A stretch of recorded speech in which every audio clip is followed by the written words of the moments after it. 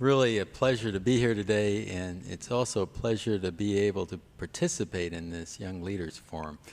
I was really pleased when Admiral Griggs told me about this forum, and then when he also allowed me to participate actively, I was really thrilled by that, because I think as we do these kinds of sea power conferences, International Fleet Review, etc., it's good to also talk about one of my favorite subjects, which I'll focus on here. It's about leadership. And I've just got about 6 or so slides here that I'll put up only to amuse you, but it's a little bit of a bad example, because what I tell most young officers is you can have a conversation without PowerPoint or electronic device or what have you, and to exercise that piece. As you look at this picture, you see part of Talisman Sabre, and you see the word R up there, O-U-R. And you might say, oh, is that R-U-S? No, it's R collectively here in the navies that are represented here in this audience.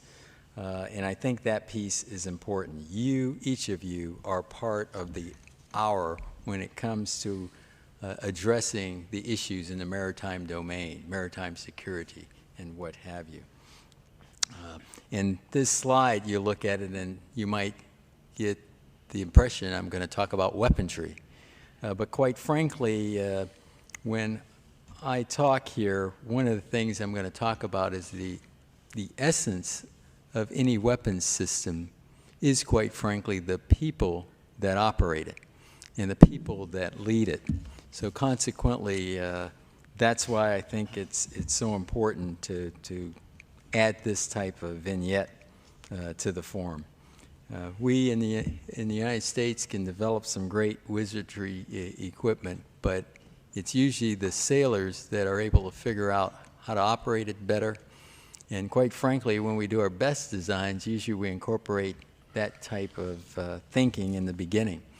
There's one initiative that we have going on right now with our Naval Warfare Development Center in terms of getting small groups of young lieutenants in general, lieutenant commander at the most senior, to be able to think outside the box and bring some of those ideas to the table, whether we're talking about black boxes, machinery, or what I'm most interested in is new thinking in terms of tactics, techniques, procedures, operational concepts, and those kinds of things. Today, as I look at the world and as it spins, I really tell you, you have to be much better at your level than I had to be, because the number of threats and things on your plate have grown immensely than when I started off as a lieutenant, as an ensign, Lieutenant JG, lieutenant. And I'm mindful of that. You have to be better at more integrated operations. You have to be better at more joint operations, more combined operations. And then as we look across that spectrum of the range of military operations, those options that we provide our national security apparatus, regardless of which country you're in, they span the gamut. Everything, as we frequently talk about, from humanitarian assistance, disaster relief, all the way over to dealing in that high end to be able to project power. And then in between all that, hopefully the efforts, our combined efforts, are able to deter. But we can't just bet on that. If deterrence fails, we have to be able to have our warfighting readiness where it needs to be. So thank you for this opportunity. I'm going to talk about a couple key things here briefly. One is how important it is to understand the environment, the business of collaboration, and events like you've been involved in here can't say enough about in terms of building trust and confidence. You know, I look at it, and sometimes even within one Navy, the business of the different branches, aviation, submarine, surface, etc. Well, there's got to be collaboration and trust generated there, and then it goes beyond that as we look at working with other nations. and particularly through multilateral experiences.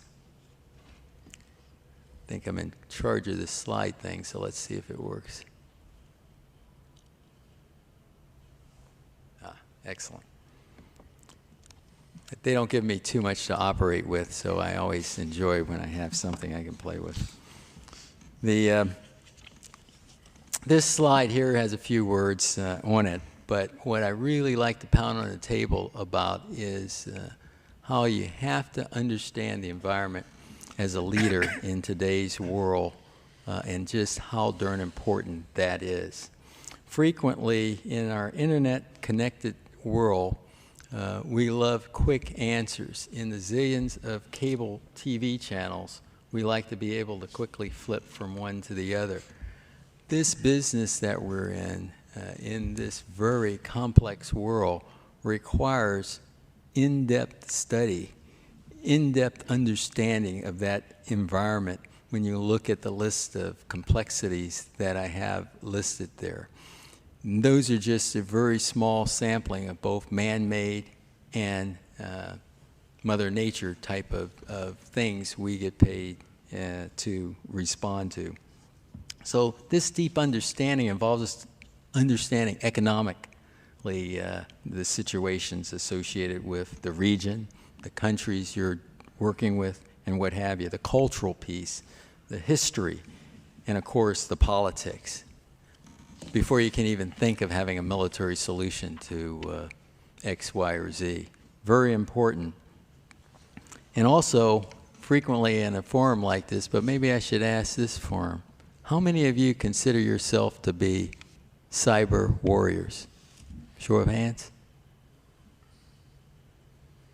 Remarkably, I get the same kind of, I got one over there, same kind of thing, even if it's a U.S.-only naval officer forum that I'm talking to, or naval officer in enlisted forum.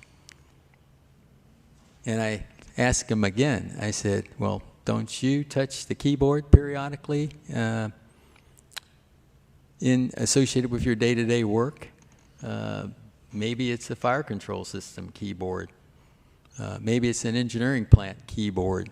But it's amazing the amounts of ones and zeros that make our apparatus work today, whether you're down under or whether you're up in the at altitude.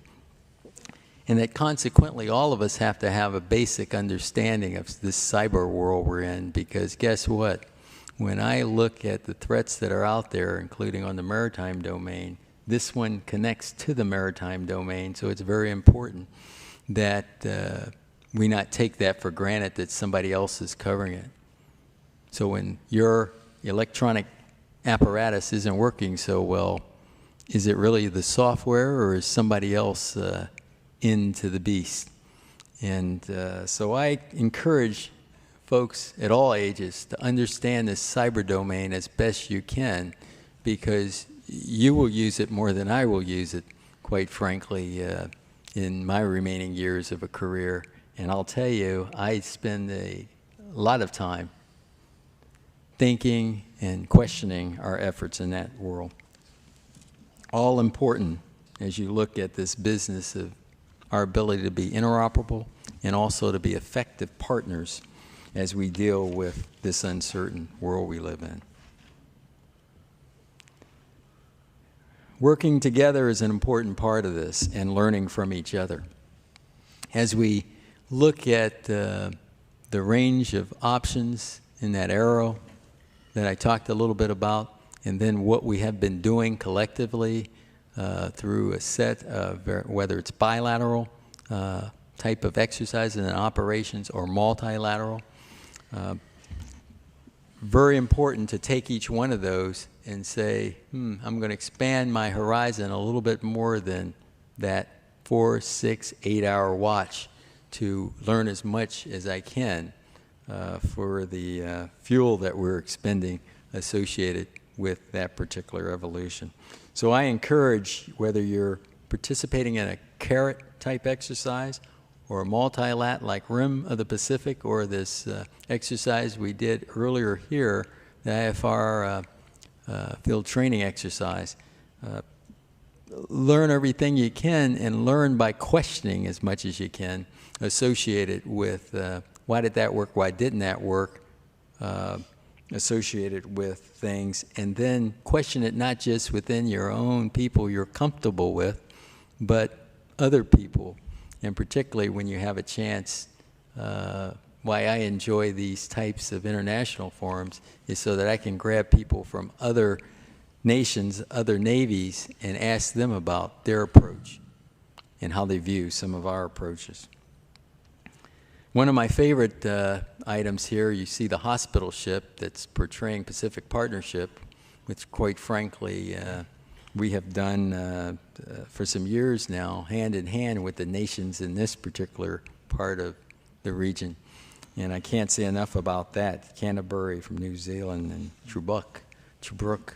I was glad to see them out marching today, thinking about all the efforts they did in Pacific Partnership 2013.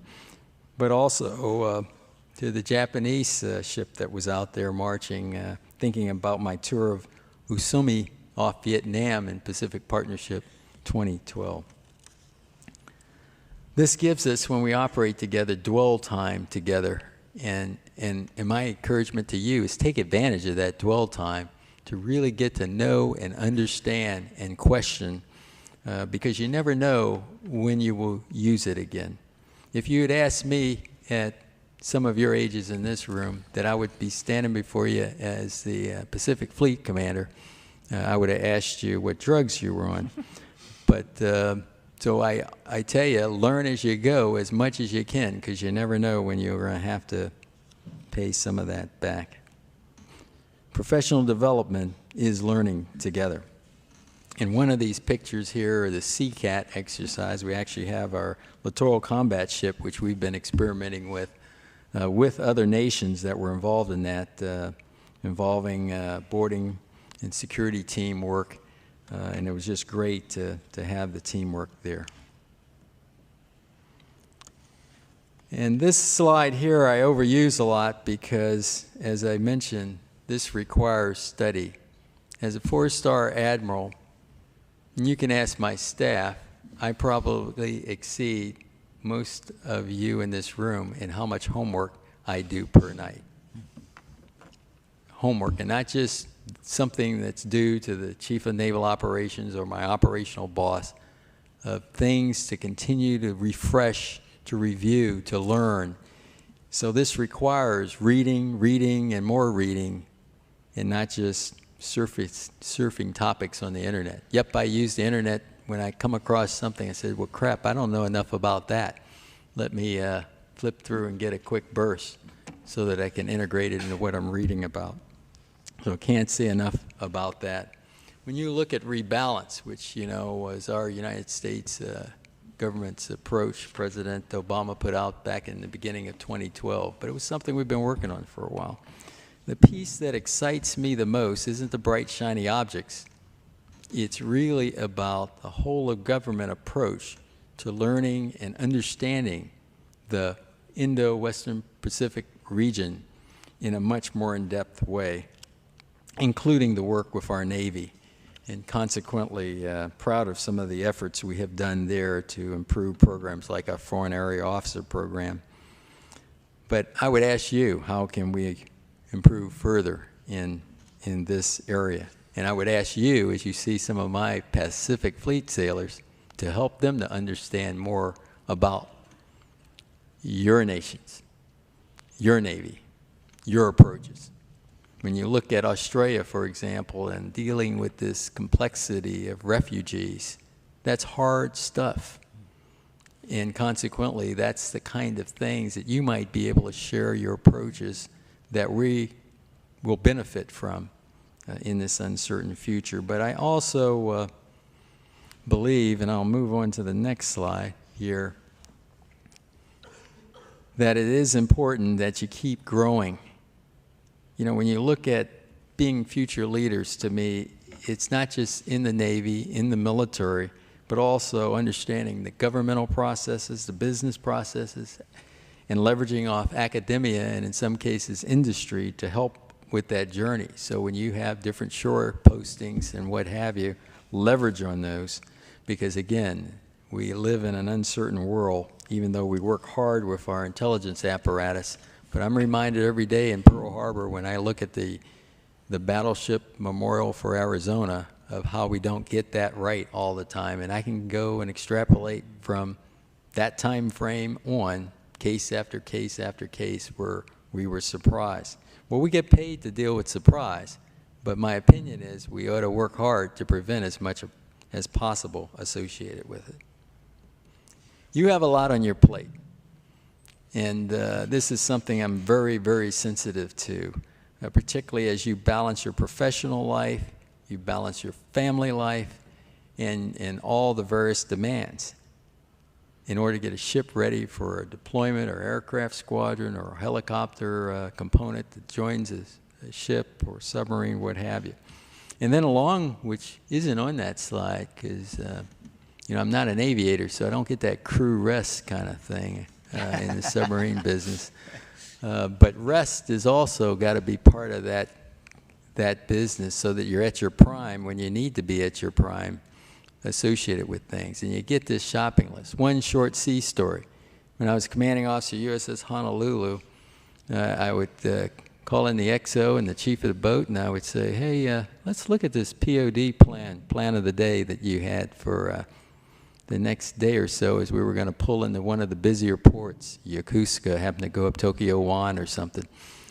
And I said, we can't do all this stuff. We need to be rested so that we're at our prime to surface this submarine in high traffic density and to be able to handle the elements like fog, rain, etc., while you're going through whatever tight situation that is. And so this slide is put up to remind you of that P thing, P being prioritization matters. Everything can't be an A item. So you got to pick and choose what's important. And sometimes you have to remind your boss that piece of prioritization, because you'll have an XO banging on the table saying, we got to do it all, but we got to keep the balance of things as important. One thing that clogs the arteries that I experience a lot is that one on the spoon called email. Everybody likes to send me an email. And I say, well, why do I need to look at this? And I'll look at the subject line, and I'll look at the first couple of lines, and if I can't figure it out, it's on to the next thing, because I just don't have time to go through that mechanism. But it's something that I think clogs our arteries sometimes with these electronic devices in the flow of things. Now, don't get me wrong. I love if I can Skype my family from Australia, for example. That's great. But it's amazing to me the kind of useless emails that clog the arteries. One of my favorite ones is the one that has about 10 other emails that you'd have to read if you really wanted to in order to figure out the essence. And I said, well, how many people did that person send that email to? And now if I took the time it would take each one to go through all that, versus if the sender had just put bottom line up front, here's what we're trying to work on, etc., and what you need, you can get that done, make a decision, move on. But anything other than that's clogging the arteries. So don't do that. But think about that, particularly as you're passing it along. Oh, let me spam. Let me add 100 people to this CC list. Do they really need it? All right. This slide here talks about what breeds success. And I don't want to talk about all the items on there, but quite frankly, I would tell you to think about that and read about it. I read, well, let me stop and ask the question. You said make it interactive. What should you as a naval officer be reading every God-given day? Anybody? Give me a topic, please.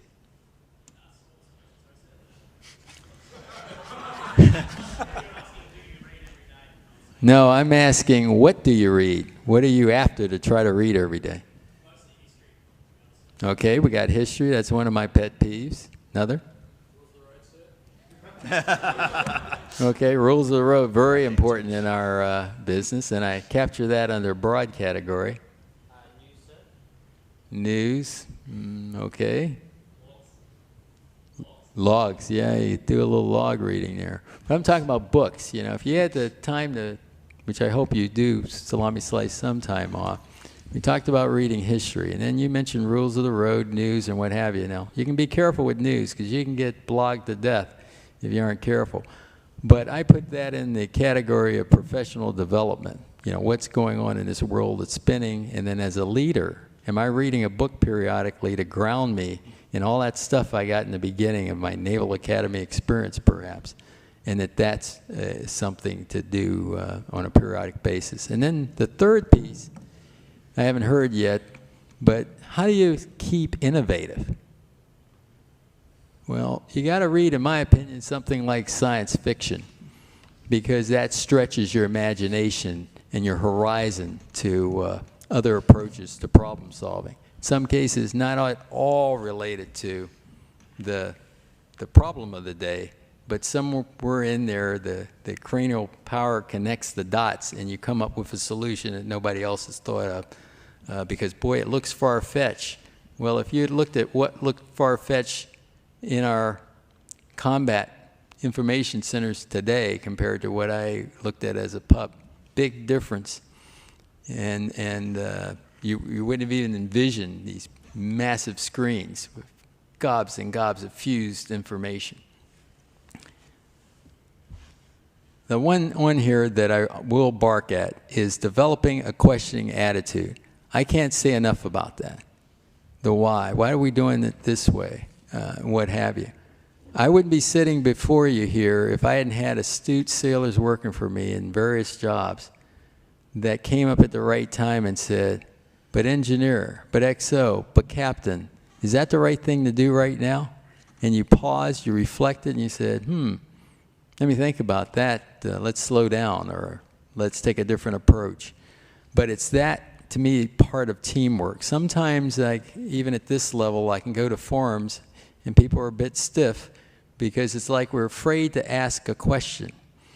And I'll raise my 4-star hand and say, I don't understand that acronym you have on that slide. Explain it.